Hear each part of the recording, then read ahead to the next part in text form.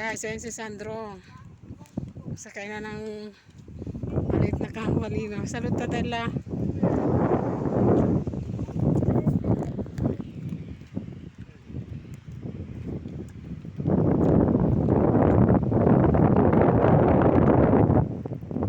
Ito Sandro.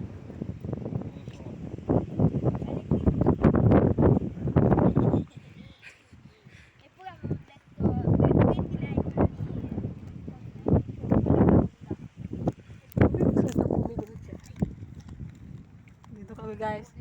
Last na lakad na namin to. Maya maya uwi na kami. Kasi linggo na ngayon.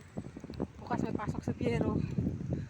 Kaya yan, pinijiro mo namin si Sandro.